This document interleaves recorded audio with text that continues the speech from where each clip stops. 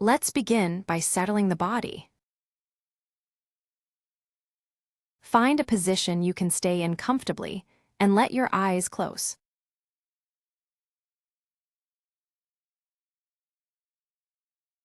There is nothing to do here but listen, and nothing you need to understand.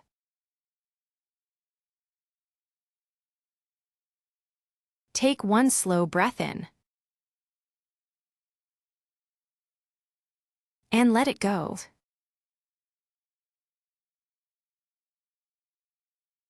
Again, breathing in gently. And letting it out a little longer than the breath in.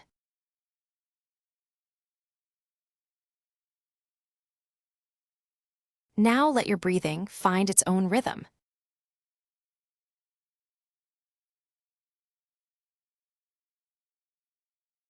We will move through the body slowly, from the top down. Bring your attention to the top of your head.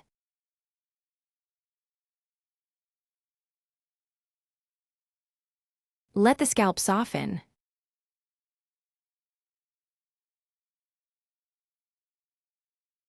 Let your forehead smooth out.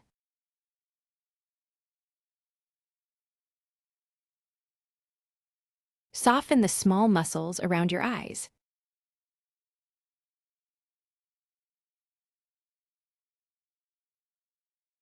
Let your jaw hang slightly open so your teeth are not touching.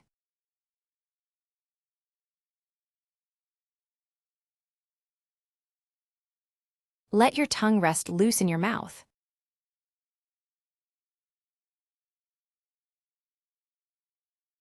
Feel the weight of your head being held.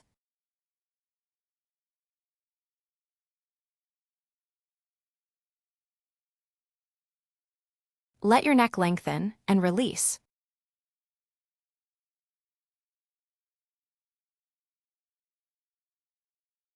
Let your shoulders drop away from your ears.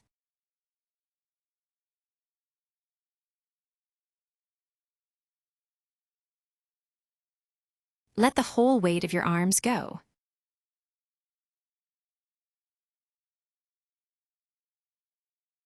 Your upper arms, your elbows, your forearms.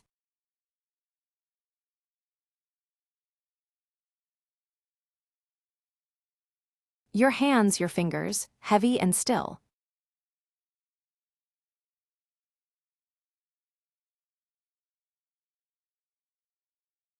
Now your chest, rising and falling on its own.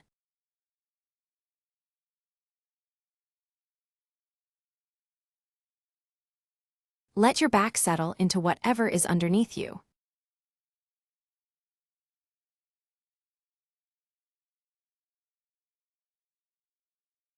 Let your belly be soft.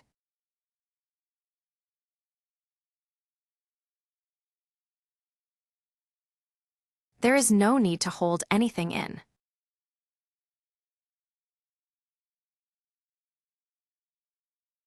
Let your hips release.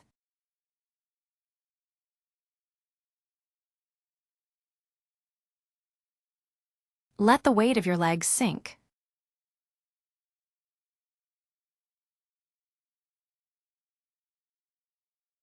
Your thighs, your knees, your calves.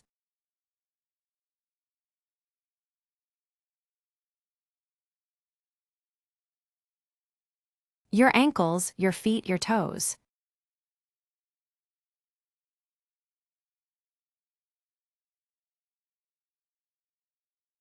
Now let the whole body be heavy, all at once.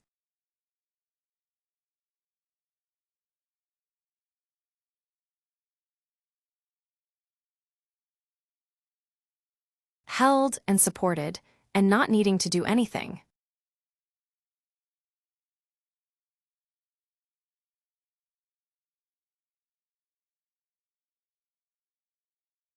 If a thought comes, let it come and let it go past.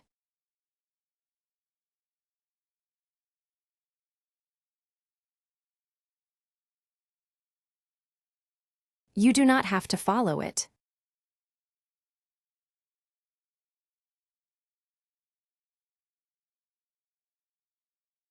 In a moment, I am going to tell you a long, quiet story.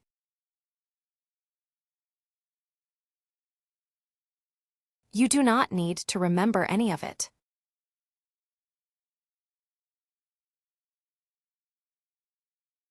You do not need to stay awake for the end.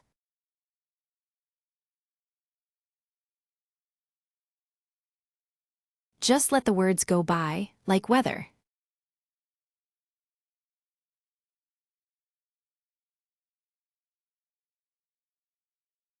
Let your breathing stay slow.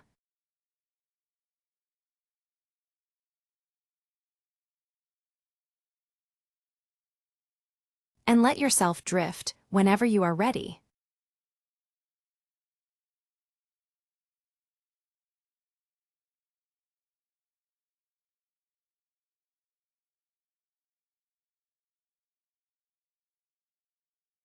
The blank page in Leeuwarden. There is a small, thick book in a reading room in the north of the Netherlands, in a town called Leeuwarden, in an archive called tresor, which is the Frisian word for treasury. The book is about 7 inches tall and 5.5 inches wide, and a little under an inch thick, which is to say it is the size and heft of a paperback novel, though it is nothing of the kind. It was written by hand in the second quarter of the 15th century. It was rebound near the end of the 18th. It contains law. If you were to sit with it, gloved, at one of the long tables and turn its leaves slowly, you would come after a while to page 46. And page 46 would be blank. Not damaged, not scraped, not faded past reading. Simply blank, a clean sheet of paper where you expected writing, the way a book sometimes has a blank leaf at the front or the back or between 2 sections. You would turn past it. Nearly everyone did, for something like 200 years. The blank sheet is not part of the book. It was added later during the rebinding, and it was glued down.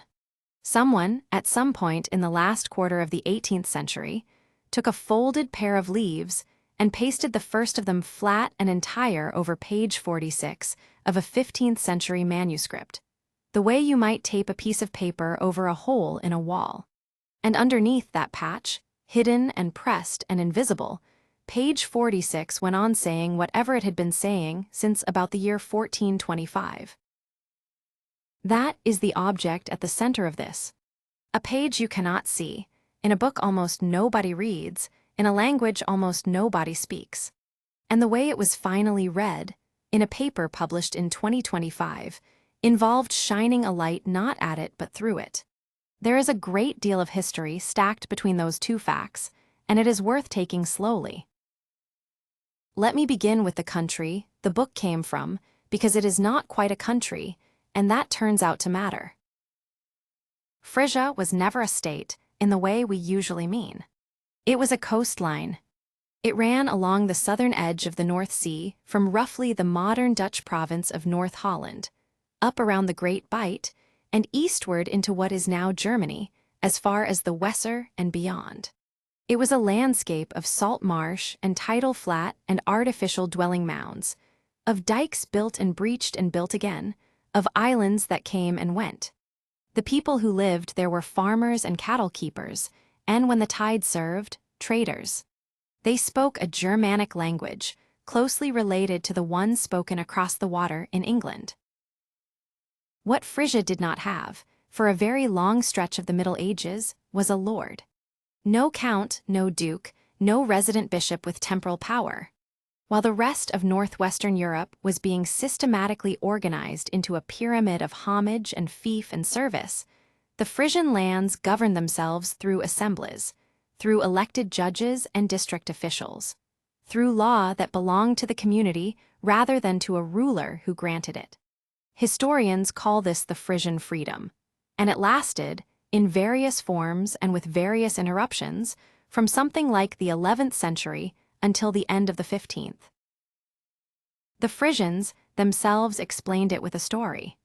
The story went that Charlemagne, campaigning in Italy, needed Rome taken, and that a Frisian named Magnus led the assault, and that when the city fell, Charlemagne offered him any reward he chose. Magnus could have asked for land, or gold, or a title. What he asked for, in the story, was freedom for the Frisians, that they should hold their land directly from the emperor and from no one in between, that they should keep their own law, that no lord should be set over them. Charlemagne granted it, and the grant was written down, and the written grant was called the Karlsprivilege, the Charles Privilege. The document does not survive. Copies circulated in the later Middle Ages, and they are very probably forgeries, or at best the written form of a much older claim that had never been written at all.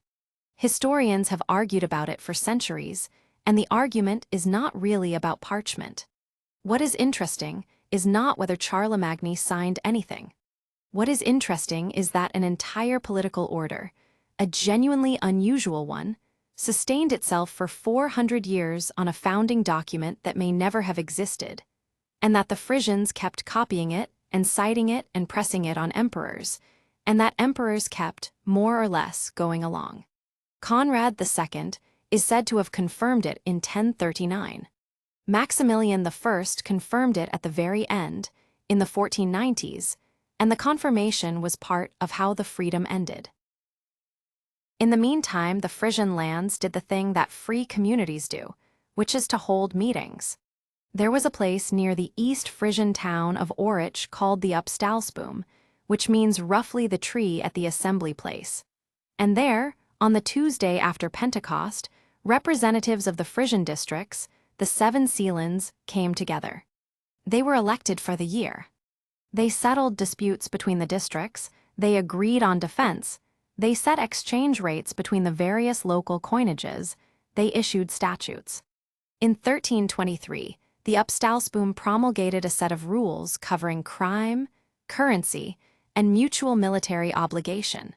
It was a confederation, loose and quarrelsome and chronically short of the power to enforce anything, and it eventually fell apart under internal feuding and the rising strength of the city of Groningen. A stone pyramid stands on the spot now, put up in 1883, which is the sort of thing that happens to a lost freedom. So, a society with law but without a sovereign. That combination shapes what the law looks like, and the law is beautiful. The core Frisian legal texts are known by names like the 17 Statutes and the 24 Land Laws, and behind them stands a figure called the asega. The word is usually explained as something like lawsayer, and that is close to what he did. He was not a judge in the modern sense, deciding whose account of the facts to believe. Frisian procedure did not leave much room for that. Guilt and innocence were settled by formal mechanisms, by oaths and oath helpers, and the weight of the accusation. What needed an expert was the law itself, what the ancient rule was, and what it required in this case. The asega was the man who knew, and who said. The office faded during the 13th century in most places, absorbed by other local officials, though in one district south of Frisia proper they were still using asegas as late as 1388. There is a legend about the asegas too, and it is a good one. It says that 12 of them were summoned before Charlemagne and asked to recite the law of the Frisians, and could not, because their law was custom and not text, and they had never had to say it whole. And in the story they are set adrift in a rudderless boat as punishment, and a 13th man appears among them with an axe on his shoulder, and he steers the boat with the axe and brings them to land, and there he throws the axe, and where it strikes a spring rises, and beside that spring he gives them the law. Then he vanishes, and the 12 understand that the 13th was the god Fawcite. This is a 14th-century Christian text telling a story about a pagan deity delivering a law code, apparently without embarrassment, and it tells you something about how deep the Frisians felt their law went. What survives on the page keeps the shape of speech. Rolf Bremer, at Leeuwarden, has made the strongest case for this, and the evidence is everywhere once you are looking. The texts move by addition rather than subordination. This happens, and then this, chains of clauses rather than the nested logic of a Roman jurist. They use fixed formulas, epithets that travel as single units, the salty sea, the Free Frisian. They alliterate in pairs. There is a passage on breaking into a house that speaks of dura and dern, doors and windows, and of watch and watchcella, the wall and the wall-post, and the pairing is not decoration. It is how you remember.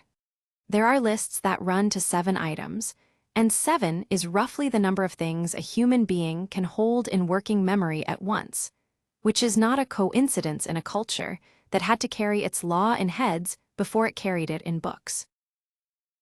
And there is a passage, one of the most quoted in the whole corpus, about a man so badly injured that he can no longer go about among people.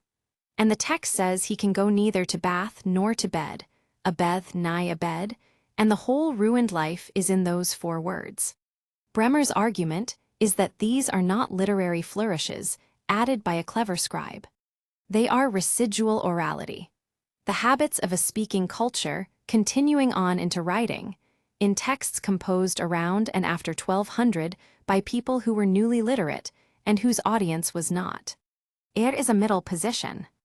The 19th-century scholars, Grimm among them, thought there had been lost Frisian law poems, actual verse, memorized and recited.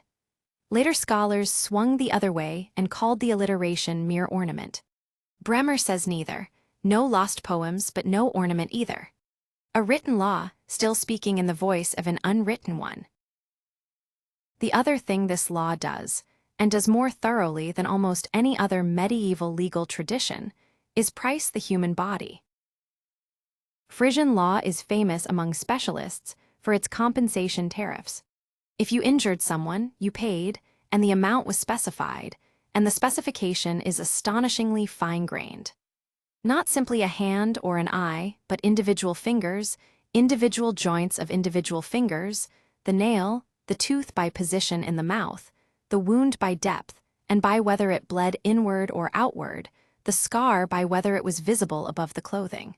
Han Nadum, at the Frisk Academy in Leeuwarden, devoted a 2-volume study to these registers, published in 2008, and his argument is that they are not a price list in the way a modern person hears that phrase. They are a map of honors. The body in these texts is a social body. What you are compensating is not tissue damage, but the diminishment of a person's standing, their capacity to appear before others whole. That is why the visible scar costs more than the hidden one. That is why the passage about bath and bed hurts. Now, the language all this is written in. Old Frisian is the closest recorded relative of Old English. The two are close enough that the resemblance survives into the modern languages in a way that surprises people. There is a Frisian sentence used as a shibboleth about butter and bread and green cheese, and an English speaker looking at it can very nearly get there. In the old stage, the kinship is much stronger than that. The verb endings, the vowel developments, the shape of the noun declensions, all of it lines up with Old English in ways it does not line up with Old High German or even, in places, with Old Saxon. Which raises a problem that Frisian philology has been chewing on for a long time. Old English is attested from the 7th century.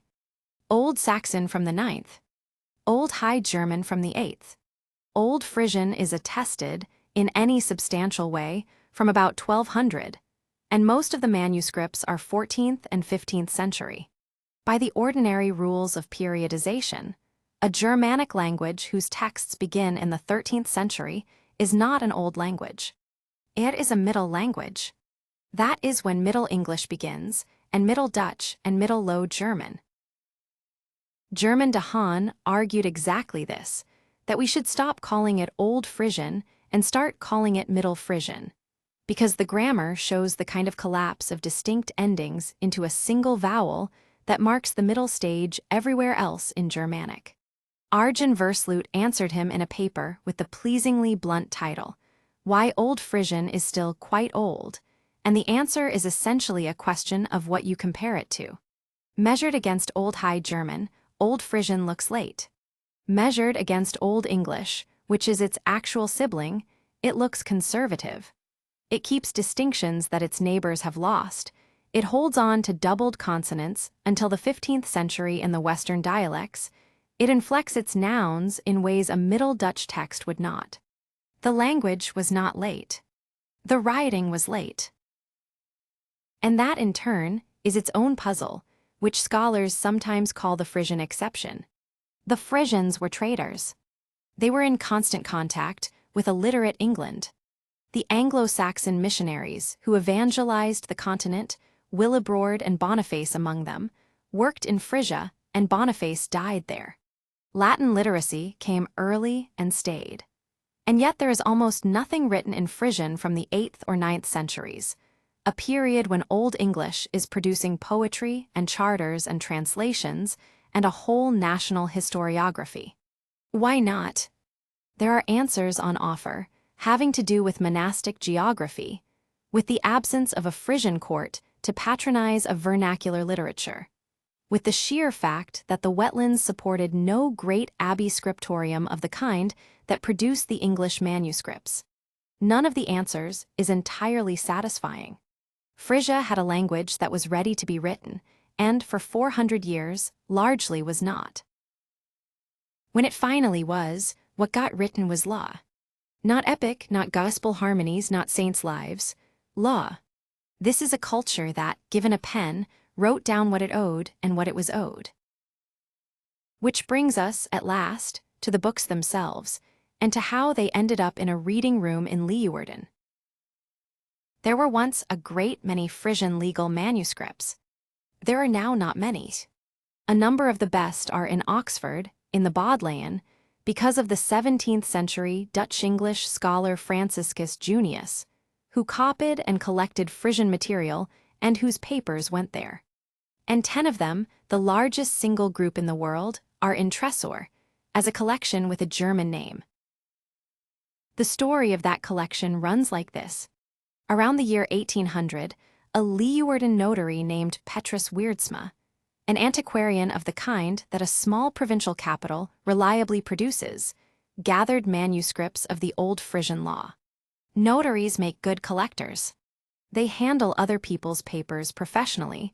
They know which families are selling up. They understand what a document is. Wierdsma assembled 10 of them, spanning from about 1350 to about 1600, some in Frisian, some in Middle Low German, some in Middle Dutch. Most of them copies of texts already old when they were copied. In 1858, the collection was bought by a German. Karl von Richthofen was a baron and a legal historian, trained in Berlin and Göttingen, and he had already done the work that made his name. An edition of the Frisian legal sources and a dictionary of Old Frisian, both published in 1840 when he was 29 years old. He spent the rest of his life on Frisian law, and he died in 1888 still at it. The collection took his name and left the Netherlands. It came back in 1922. The Provincial Library of Friesland, the institution that would eventually become Tresor, bought the manuscripts and brought them home, and it did so by public subscription. People in Friesland put in money to repatriate 10 handwritten law books, most of which they could not read. That is a particular kind of feeling about a language, and it is not unrelated to the fact that Frisian is today an official language of the Netherlands, taught in schools, used in courts, spoken by several 100,000 people on the same coast where the law books were written. In 2022, 100 years to the year after the purchase, the collection was inscribed on the Dutch National Memory of the World Register, under the Frisian spelling of its name, the Richthofen. Now, an inscribed collection is a studied collection, and the Richthofen manuscripts had been studied hard, for 2 centuries, by philologists and legal historians. They had been edited, glossed, translated, compared. What had not been done in any systematic way was to look at them as objects. Not what the words say, but what the book is. How the quires are gathered, what the parchment and paper are, who bound it and when and out of what got trimmed and reused and pasted where. This is the domain of a small Dutch research group with an excellent name. They call themselves PASTE, and paste is a printer's word. When a form of set type is dropped, and the letters spill and jumble into an unreadable heap on the floor of the shop, that heap is a paste. It comes from the same root as pastry and pasta, a mass of paste, and in the trade it meant disaster, because sorting the loose type back into its cases depends on being able to read the composed line. And once the line is gone, the letters are just shapes, and the economical thing to do is melt them down. To name your book history research group after the moment when text becomes mere material is a fairly precise statement of what you intend to study. The group formed in 2014 and became a foundation in 2020, and its 3 officers are Anne T. Jerk Popkema, Remer Jansen, and Herr de Vries. They were going through the Richthofen collection materially, and they found the glued pages. There were 2 cases. The first is the book I began with, the manuscript catalogued as R4 and known as the Fivelgo, named for a district of what is now the province of Groningen, one of the Old Frisian Sealands, a low country of clay and water east of the city. Second quarter of the 15th century, rebound in the late 1700s, and in the rebinding a blank pair of leaves was added and the first of them pasted flat across page 46. The second is a larger book, about 10 inches by 8, catalogued as R8 and called the Codex Fisma, and its case is otter. At folio 6, 2 leaves are stuck together. But here both surfaces are written. The recto of the original leaf carries text, and the verso of the leaf glued against it also carries text, and the 2 written faces are pressed together, ink against ink, sealed since some unrecorded moment in the book's history. You cannot simply take these apart. Or rather, you can, and conservators sometimes do, and it is a decision with consequences. Separating leaves that have been glued for 200 years means introducing moisture or solvent to a paper whose sizing and whose ink you do not fully understand. And iron gall ink in particular is not a friend of water. The safe answer is to leave the glue alone and find a way to see through it, which requires knowing what you are looking at chemically. Medieval and early modern European ink, from roughly the 12th century onward, is iron gall ink, and it is one of the great pieces of accidental chemistry in the history of writing. It begins with a wasp. Certain small wasps lay their eggs in the buds and twigs of oaks, and the oak responds to the intrusion by growing a hard round protective swelling around the larva, a gall.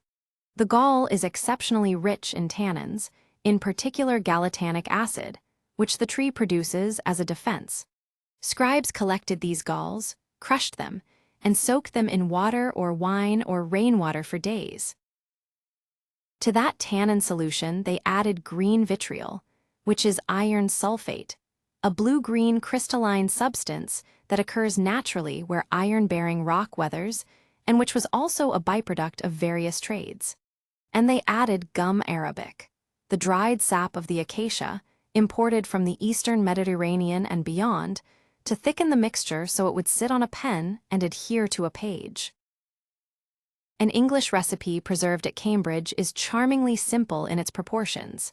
An ounce of galls, an ounce of gum, an ounce of green copperas, rainwater, stirred every day for 3 days. What happens chemically is that the iron and the tannin combine into an iron tannate complex, which is very dark and very insoluble. And the crucial property, the one that made this ink dominate European writing for the better part of 800 years, is that when it is first mixed it is pale, and it darkens as it dries and oxidizes on the page. It is not a pigment sitting on top of the surface, the way carbon black ink from soot or lampblack sits on top. It sinks in. It bonds. It becomes chemically part of the parchment or the paper. You cannot wipe it off. You can barely scrape it off.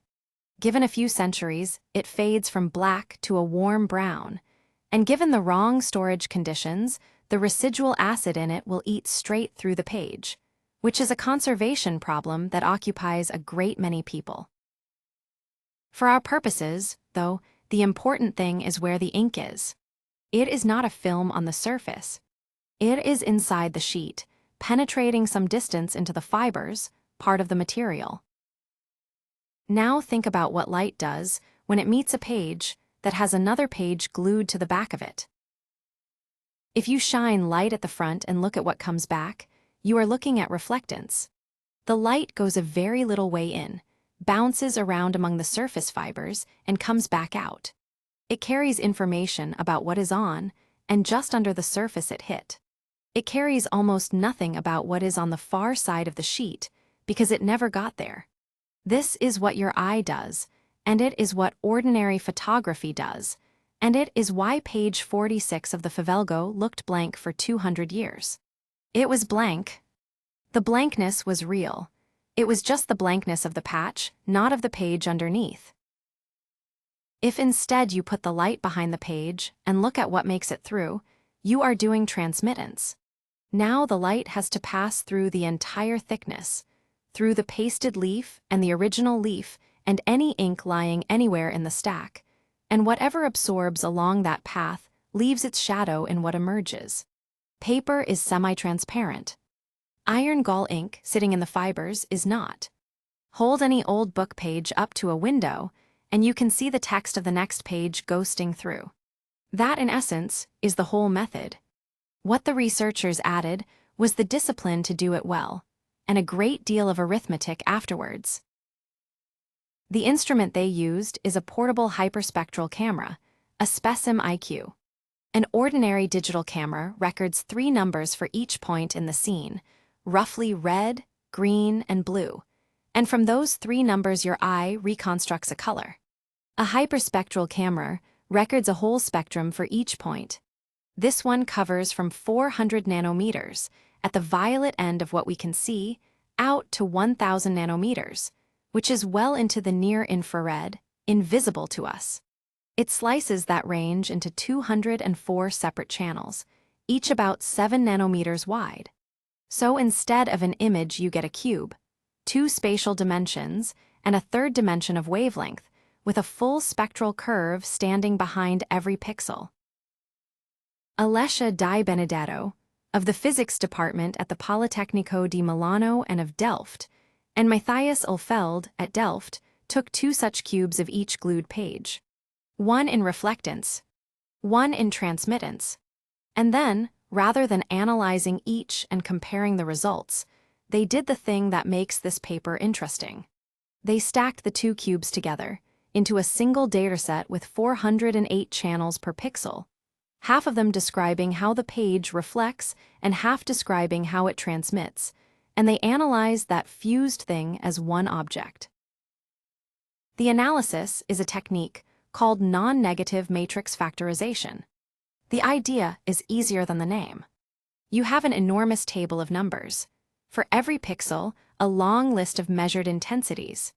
You assume that this table is really the sum of a small number of underlying components, each with its own characteristic spectral shape, each present in different amounts in different places. So you ask the computer to find a small set of spectral shapes, and a corresponding set of maps saying how much of each shape is present at each point, such that multiplying them back together reproduces your measurements as closely as possible. The non-negative part is the constraint that makes it physical. You forbid negative numbers anywhere in the answer. This matters because the alternative techniques, principal component analysis being the usual one, happily return components with negative values, which are mathematically fine and physically meaningless. There is no such thing as a negative amount of ink or a spectrum that removes light. By forbidding negativity, you force the algorithm to explain the page as things added to things, which is what a page actually is. Paper, plus ink, plus more ink behind it, plus glue, plus dirt, plus 200 years. They asked for 6 components, a number arrived at not by theory, but by trying values until one of the resulting maps showed the hidden writing. And they stitched several overlapping captures together using a standard image matching algorithm to get better spatial resolution than a single frame would give.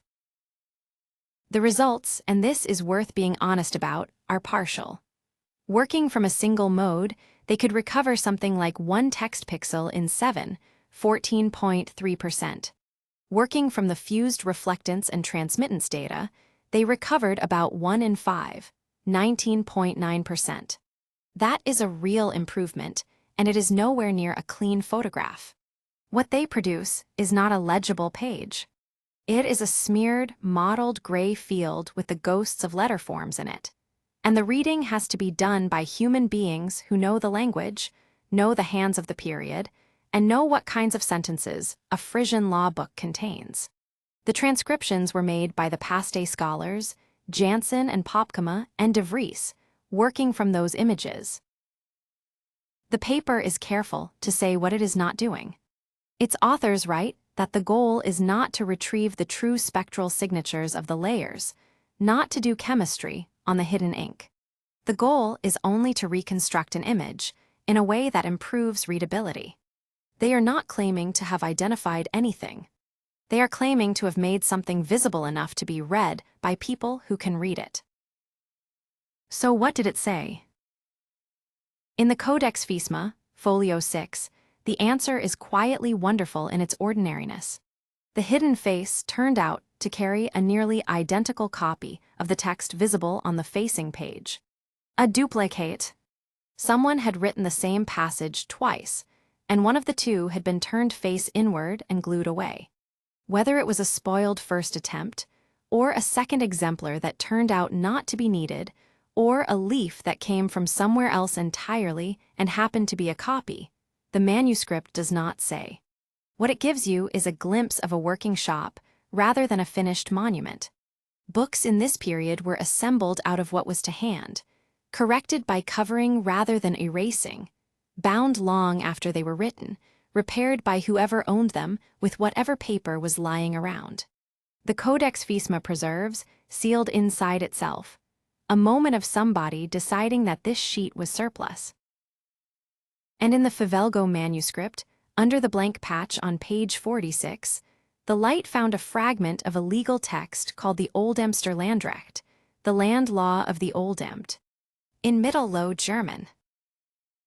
The Oldemt is a district in the province of Groningen, in the far northeast of the Netherlands, hard against the German border. In the Middle Ages, it was Frisian country, one of the small self-governing lands of the eastern coast. It was also, in this period, losing a war with the sea. Over the course of the later Middle Ages, a series of storm surges tore open a great bay, the Dollard, swallowing parishes and villages whole. Something on the order of 30 settlements went under. The Oldemt of the 15th century was a place that had recently watched a substantial fraction of itself disappear into salt water, and was rebuilding its dikes and its community and its law. On the 2nd of January, 1471, in the great church at Midwolde, the Oldemt formally re-established its land law. And it did so in Middle Low German, rather than in Frisian. The reason given is the reason that stops you. The Frisian text had become useless because the language had gone out of use in the Oldemt.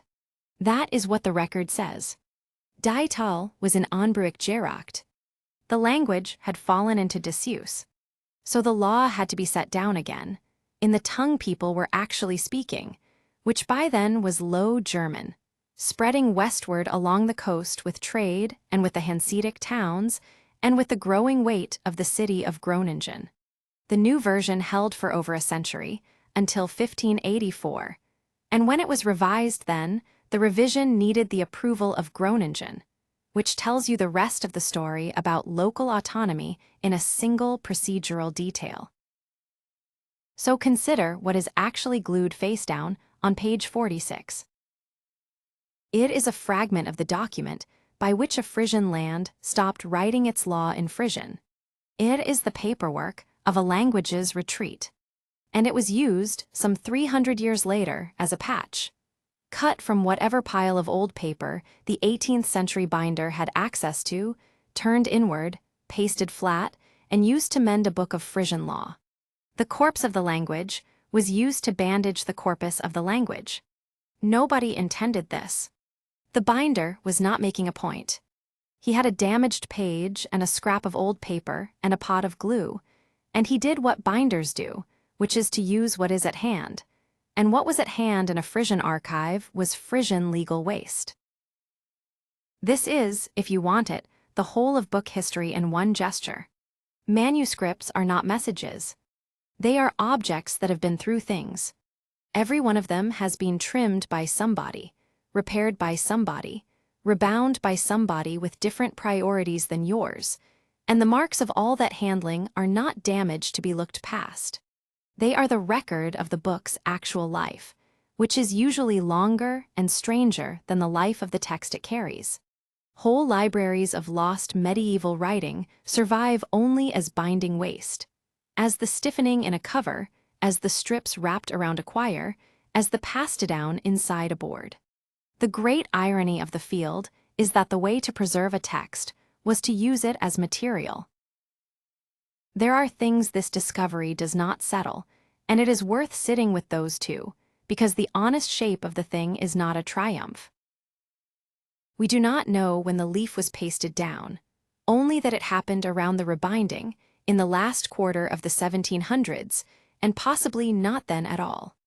We do not know where the binder got it.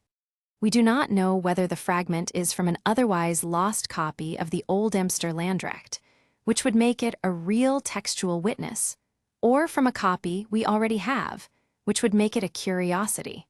Only about a fifth of the text pixels came back, which means the reading rests substantially on the scholar's knowledge of what such a text should say.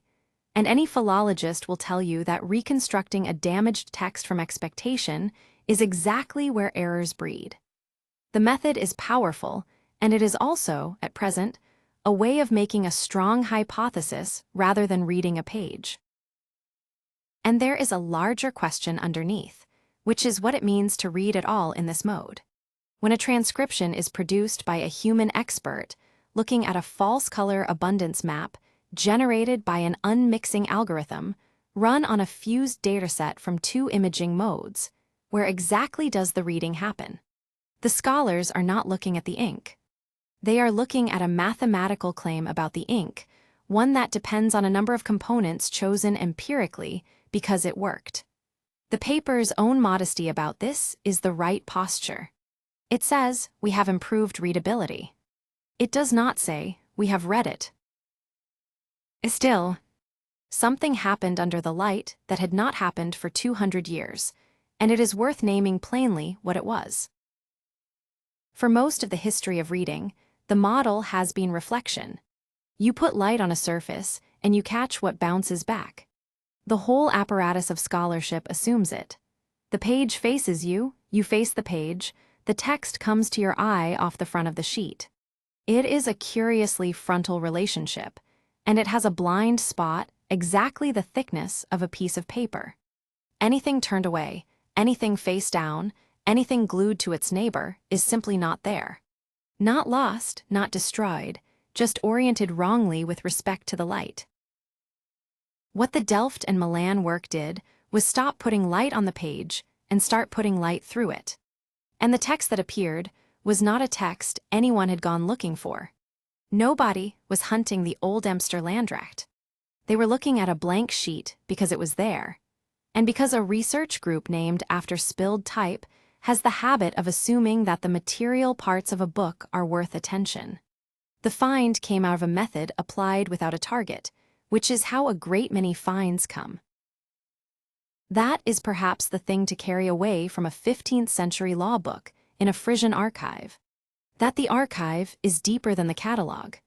That the blank pages are not necessarily blank. That the patches have text on their far side. That the language which fell out of use left a paper trail of its own falling, and that the trail got pasted into the very books it was leaving.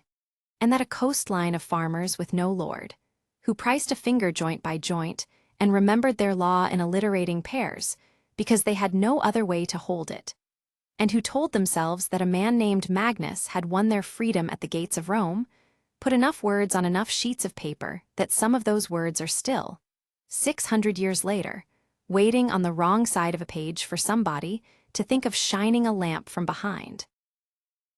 The light goes through. Slowly, patchily, 1 pixel in 5.